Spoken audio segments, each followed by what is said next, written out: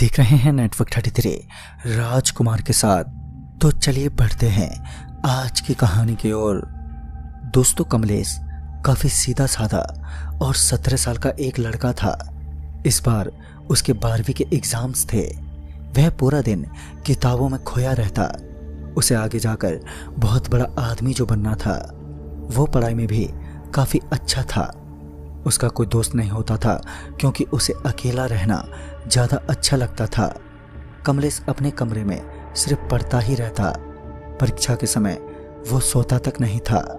कुछ समय तक तो सब कुछ सही चला, पर धीरे धीरे कमलेश के दिन बीते। अब उसके पास बोर्ड्स के एग्जाम सिर पर थे। उसे और भी टेंशन थी। स्कूल में 11वीं और 12वीं के बच्चों के लिए स्पेशल क्लासेस शुरू करवाई गई थी ताकि बच्चे अच्छे से अच्छे नंबर ला सकें। इसलिए अब शाम को 4 घंटे की सेल्फ स्टडी होती थी, जो कि शाम 5 बजे से लेकर शाम 8 बजे तक चलती थी। यह सेल्फ स्टडी स्कूल के सबसे बैकवर्ड बेसमेंट के पास लाइब्रेरी में होती थी। कमलेश अब और भी ज्यादा पढ़ने लगा, लेकिन इसी बीच कमलेश की नाना की तबीयत बहुत बिगड़ गई थी, जिस वजह से कमलेश को गांव जाना था। कुछ ही दिनों में उसके 12वीं के एग्जाम थे, जिस वजह से वो गांव नहीं जा सकता था। इसलिए अब वो घर में अकेला था। उसके घर में सारी व्यवस्था थी। उसकी मौसी वहीं पर रहती थी, जो उसे खाना बनाकर देती थी। 2 दिन बाद एग्जाम शुरू हो रहे थे। कमलेश अब जितना हो सके उतना पढ़ना चाह रहा था, लेकिन आज की रात उसे पढ़ने में बड़ी दिक्कत हुई। आज मोहल्ले में किसी की शादी जो थी, जिस वजह से पूरे मोहल्ले में धमा चौकड़ी मची थी। हर जगह पर शोर शराबा था, तो ऐसे में पढ़ना तो दूर, सोना तक मुश्किल था। कमलेश अब बहुत ज्यादा परेशान हो गया था।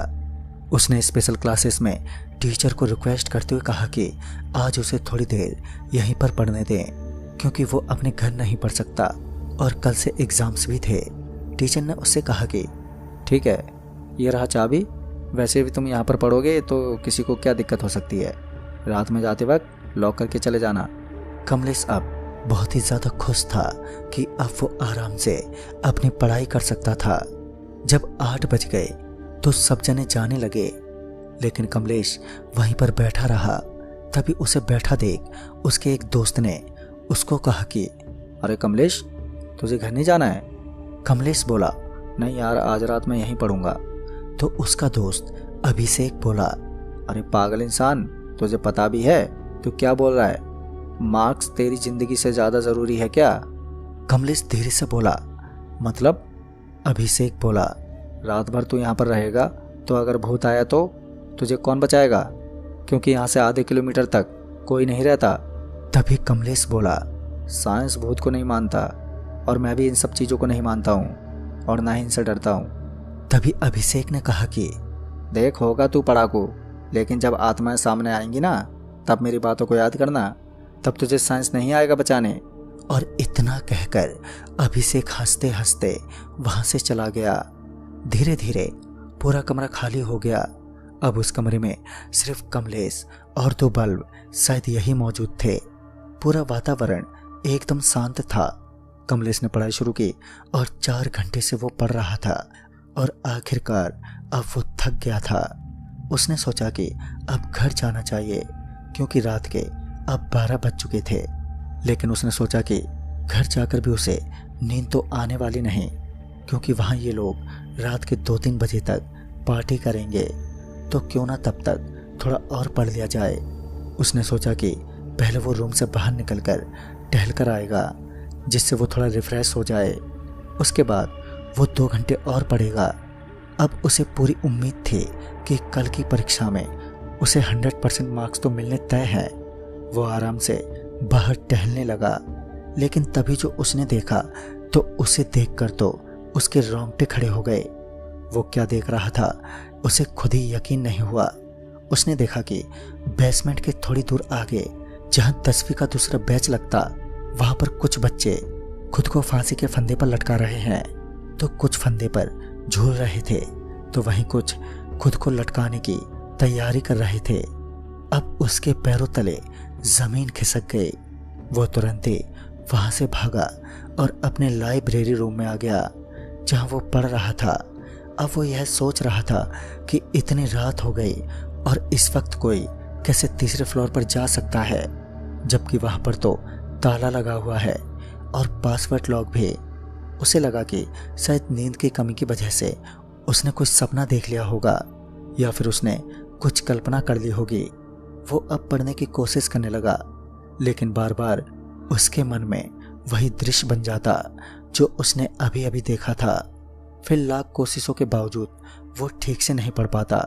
वो अब हल्की से नींद लेने की कोशिश करता और फिर उसने बेंच पर ही अपनी गर्दन को टेढ़ा करते हुए सोने लगा। अभी उसे हल्की सी नींद ही आई थी कि तभी जोर से कहीं से चीखने की आवाजें आई। वो तुरंत नींद से जागा। वो तुरंत बाहर की तरफ निकला तो उसने देखा कि बहुत सारे बच्चे उस तीसरे फ्लोर से कूद गए, जिनसे उनकी दर्दनाक मौत हो गई। अब उसे कुछ भी समझ नहीं आ रहा था कि यह हो क्या रहा है। अब यह उसका वहम नहीं हो सकता था, यह उसके साथ दूसरी बार हुआ था। उसने जब अपने फोन में समय देखा तो रात के 1 बज रहे थे। अब उसका डर से बुरा हाल हो गया था। वो फौरन ही लाइब्रेरी में गया और उसने अपना बैग पैक कर लिया। वो बैग पैक करके जैसे ही पीछे पलटा, मानो आसमान जमीन पर आ गिरा हो, ऐसा मंजर उसके सामने आ गया। उसने देखा कि ठीक उससे कुछ ही दूरी पे ही एक लड़का पंखे से लटका उसकी तरफ घूर के एक भयानक स्माइल दे रहा था।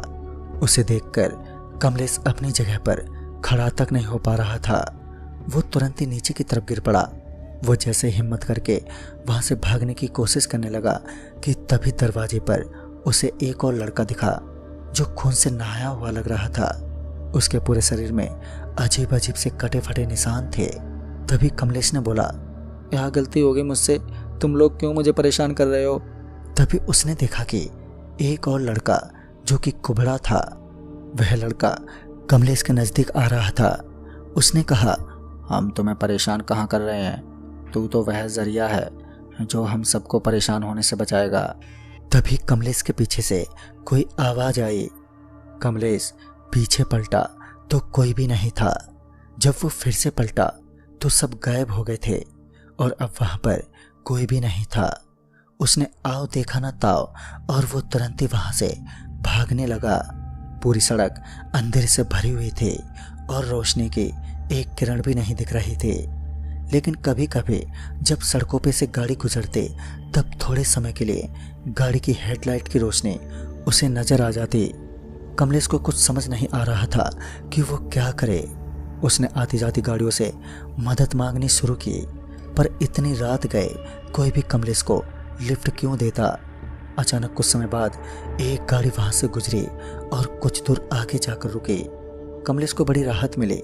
अब कमलेश भागता हुआ उस गाड़ी के पास गया और कांच को खटखटाते हुए बोला, अंकल प्लीज मुझे मेरे घर तक छोड़ दो, कुछ बच्चे मुझे मारना चाहते हैं। उसके इतना कहने के बाद कांच नीचे हुआ, लेकिन उसके बाद जो नजारा था वह और भी भयानक था। उसने देखा कि अंदर वही लड़के हैं जो अभी उसे रूम में देखे थे। कमलेश अपने आप डरते थरथराते लड़खड़ाते हुए किसी तरीके से वहां से भागा। वहां छुपते छुपाते किसी तरीके से अपने घर की तरफ भागने लगा। बड़ी मुश्किल से वह घर पर पहुंच गया और घर पहुंचते ही उसने अपना दरवाजा अंदर से कस के बंद कर दिया। वह अब सोने की कोशिश करने लगा और बड़ी मुश्किल से उसे नींद आ गई। फिर उसके सोने के लगभग 15 मिनट बाद किसी ने उसे जोर से थप्पड़ मारा तो वो तुरंत ही बिस्तर पर से उठ गया। उसे याद आया कि उसके मोहल्ले में तो शादी है, वहां पर कुछ लोग हो सकते हैं। वहां अगर वो जाए तो कुछ समय रहा जा सकता है, क्योंकि अभी वह पूरे घर में अकेला था। लेकिन अब उसमें इतनी हिम्मत नहीं थी कि वो घर का दरवाजा तक खोले। इसलिए उसने अपने दोस्त सुमित को कॉल किया। सुमित को 4 बार कॉल लगाने के बाद सुमित ने फोन उठाया। सुमित ऐसे बात कर रहा था जैसे वो अभी अभी नींद से जागा हो। कमलेश बोला, आशीष मतलब तू आज शादी में नहीं गया था? आशीष बोला, कौन सी शादी? इतना सुनते ही कमलेश का दिमाग सुन्न हो गया। कमलेश बोला, क्यों बे आशीष, आज शादी नहीं है हमारे यहाँ पर। तभी आशीष बोला, पागल हो गया है, नींद में है क्या, कौन सी शादी। फिर थोड़े समय के लिए कमलेश सोचने लगा कि फिर उसके घर जो शादी का कार्ड आया था और जो म्यूजिक उसे सुनाई दे रहा था, फिर वो क्या था। कमलेश को कुछ अंदाजा नहीं था। थोड़ी देर बाद फिर से कमलेश सोने लगा। इस बार भी जैसे ही कमलेश को थोड़ी सी नींद आई तो उसे किसी ने जोर से थप्पड़ मारा। कमलेश गुस्से से उठा तो उसे एक लिफाफा मिला। उस लिफाफे के अंदर एक कागज था।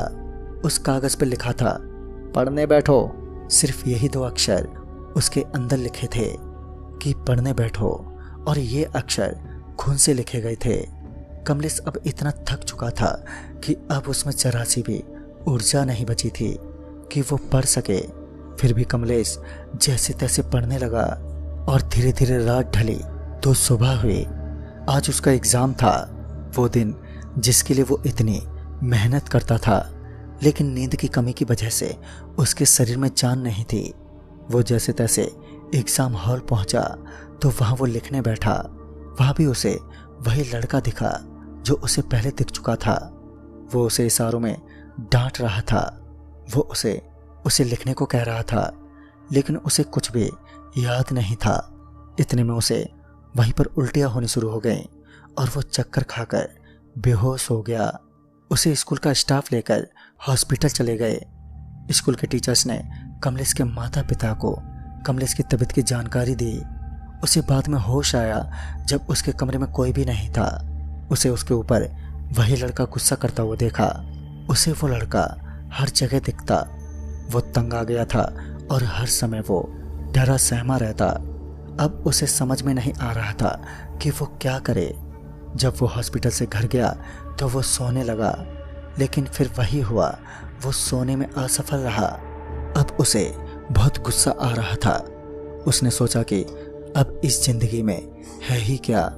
तो उसने सोचा कि इन परेशानियों से बचने के लिए वो आत्महत्या कर लेगा, और फिर उसने आत्महत्या की तैयारी करनी शुरू कर दी। वो जैसे ही फंदे को बांधकर उस पर लटकने जा रहा था कि तभी उसे वो चारों दिखे जो उस रात उसे दिखे थे। उसमें से एक ने कमलेश की तरफ चाकू मारा और उस चाकू से वो फंदा कट गया और कमलेश नीचे गिर पड़ा। फिर उन सब ने गुस्से से कहा, हमारी इच्छा सिर्फ तू ही पूरी कर सकता है, सिर्फ तू ही तो है जो हमारी अधूरी कामना को कर सकता है। तू खुद को मारने चला था, अब देख हम तेरे साथ क्या करते हैं। इतना कहते ही वो चारों आत्माएं उस कमलेश के शरीर में प्रवेश कर गए। 2 दिन बाद कमलेश के माता पिता वापस अपने घर पर आ गए। घर पर आते ही उन्होंने देखा कि पूरा घर किसी झोपड़ी से कम नहीं लग रहा था। पूरे घर में बुरी दुर्गंध थी, साफ सफाई नाम की कोई चीज नहीं थी। तभी वो कमलेश का नाम पुकारने लगे। तभी उन्होंने देखा कि उनका बेटा कमलेश पंखे से उल्टा लटका था और अजीब दिख रहा था। उसके शरीर से बहुत दुर्गंध आ रही थी। कमलेश ने जैसे ही देखा कि उसके मम्मी पापा आए हैं तो वो बोला, मम्मी बचाओ, पापा बचाओ, ये दुष्ट आत्माएं मुझे ले जाना चाहती हैं। तभी कोई दूसरी आवाज आई, इसे हमसे कोई नहीं बचा सकता, इसकी पढ़ाई ने हमें इसकी तरफ आकर्षित किया, अब ये हमारी मंजिल है, इसकी वजह से आज हम जिंदा नहीं हैं, अब ये भी जिंदा नहीं रहेगा, इसे हम अपने साथ लेकर जाएंगे। कमलेश के पापा ने कहा, बेटा मैं तुम्हें कुछ नहीं होने दूंगा, यहीं एक तांत्रिक हैं जिनकी मदद से मैं तुम्हें इन आत्माओं के चंगुल से मुक्त करवा दूंगा। कमलेश के अंदर से तभी भयानक आवाज आई, तू इसे बचाएगा, पहले खुद को तो बचा ले। इतना कहते ही उसने बगल में रखे चाकू से एक ही बार में दोनों ही लोगों को मौत के घाट उतार दिया। कुछ दिन बीते और उनके पड़ोसियों को कमलेश के घर से बदबू आने लगी। तो एक दिन किसी एक ने देखा कि तो कमलेश के माता पिता की सड़ी गड़ी लाश पड़ी थी। उसने सबको बताया और फिर पुलिस आई। पुलिस भी अकेले कुछ नहीं कर सकती थी। कमलेश एक एक को इधर उधर फेंक रहा था। बड़ी मुश्किल से वो काबू में आया था। उसे पकड़कर पुलिस वालों ने उसे पागल खाने में डाल दिया और आज भी वो इस दुनिया के कौन से कोने में है पता नहीं, लेकिन इसके पीछे की असलियत अभी आपके होश उड़ा देगी। दरअसल उन आत्माओं का मकसद सिर्फ अपनी इच्छा पूरा करना नहीं था, बल्कि कमलेश से बदला लेना भी था। कमलेश ने 10वीं की परीक्षा में अपने दोस्तों को धोखा दिया था। कमलेश खूब पढ़ता था, जिस वजह से बहुत से लोग उससे जलते थे। एक दिन 4 दोस्त उसके पास आए और कहा कि हम तुझे कुछ देंगे, बदले में परीक्षा में तू हमारी मदद करना। और फिर जब परीक्षा हुई तो कमलेश ने उन्हें ही फंसा दिया और पैसे भी ले लिए, जिस वजह से उन सभी ने डर के कारण सबने आत्महत्या कर ली। यही वो कारण था कि वो आत्माएं कमलेश के जरिए अपनी आखिरी इच्छा को पूरा करना चाहती थी। जिस स्कूल में यह कहानी घटी थी, उसी स्कूल में पढ़ाई के दबाव में आकर हर साल बहुत से बच्चे आत्महत्या कर लेते हैं। और यही वजह थी उन चारों लोगों की आखिरी इच्छा पढ़ाई में उत्तीर्ण होना था। उनका मकसद कमलेश से हिसाब चुकता भी करना था। दोस्तों, आज इस बात को बीते 5 साल हो गए हैं। ना जाने इस वक्त कमलेश कहाँ पर गया होगा और फिर होगा भी या नहीं। तो दोस्तों, इस कहानी में बस इतना ही। तब तक के लिए बाय एंड टेक केयर।